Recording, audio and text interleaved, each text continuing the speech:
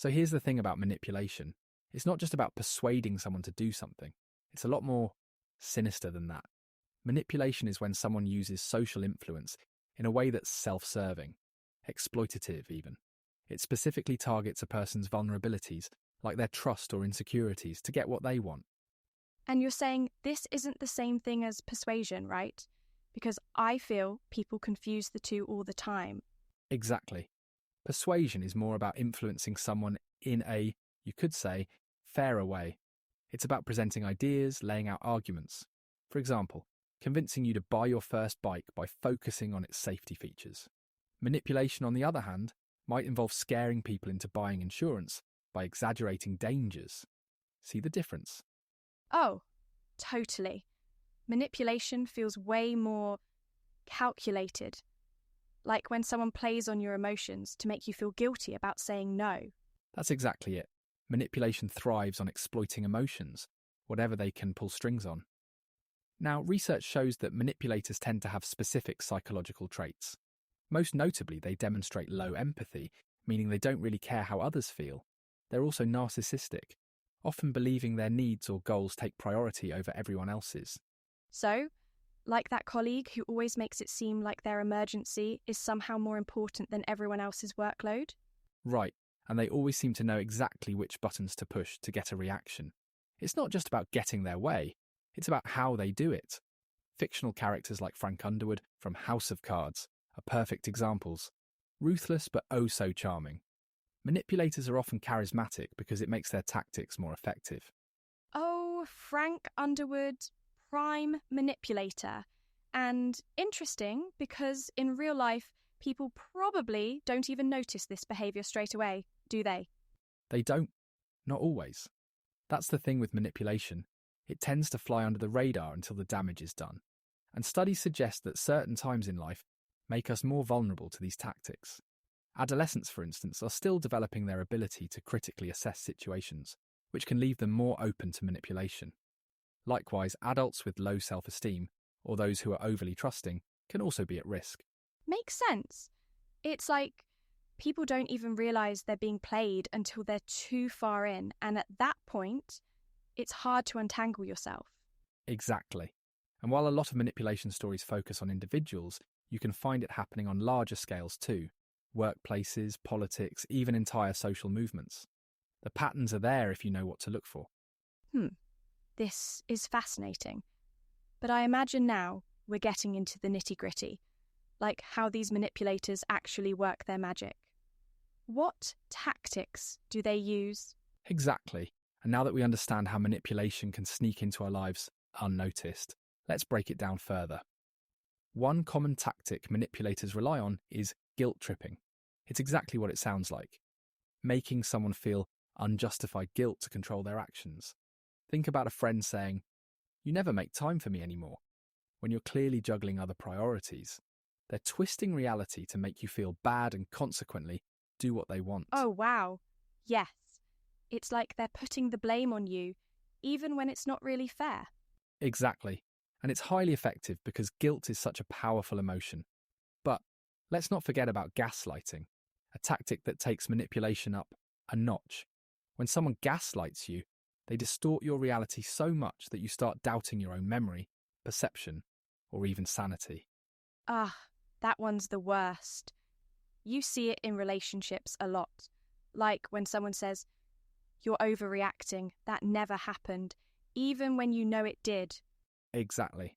Gaslighting thrives on confusion. The more off balance they make you feel, the easier it is for them to control you. A classic example, let's imagine a situation.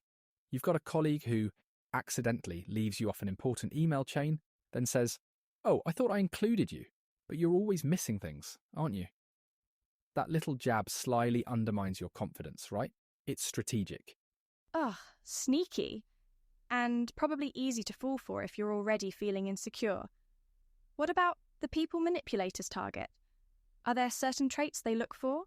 There are, yes. Emotional dependency is a big one. People who rely heavily on others for validation often end up prime targets. Manipulators also exploit naivete, those who can't or won't believe that people can behave so ruthlessly. And let's not forget low self-esteem. If you're already doubting yourself, they've got an entry point to twist the knife. Like those romantic scams you hear about on dating apps, right? It's heartbreaking, but also terrifying how easy it seems to be for someone to exploit these vulnerabilities. Spot on. Dating apps are a perfect example of manipulation in action. Some people craft entire personas to prey on vulnerability, sharing false sob stories to elicit sympathy, or making lavish promises to build trust fast. All of it is designed to create emotional dependency before pulling the rug out from under their victims. So they're like emotional con artists. It's upsetting, really. It is, but it's also important to see it for what it is. At its core, manipulation takes advantage of weaknesses or gaps in a person's boundaries. And the scary part? The manipulator doesn't always stop.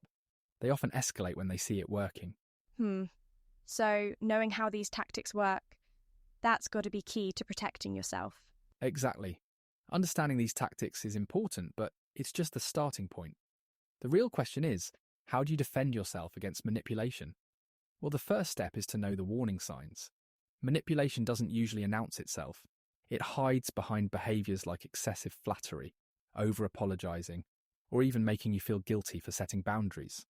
For example, if someone says, "I was only trying to help, but I guess you don't care," that's a red flag. They're twisting your emotions to suit their agenda. Oh, I've heard that one before. It's sneaky because it makes you second-guess yourself. Like, wait, am I in the wrong here? Exactly. And that's why clarity in communication is key. You've got to draw the line in a calm, assertive way. For instance, instead of defending yourself endlessly, you might say, "I hear you, but I'm firm on my decision." It's about being respectful but immovable. Ooh, I like that. Direct but polite. Any other techniques we can keep in our back pocket? Absolutely. Developing assertiveness is crucial because manipulators thrive on hesitation and doubt. If someone's pushing you into a corner, maybe saying, "If you really cared, you'd do this for me," you can respond with, "I care, but I also have limits." This communicates that you value yourself as much as you value them. Oh, that's good. It sets boundaries while showing you're standing your ground. What about recognizing the types of people most likely to manipulate? That's a key part of the puzzle.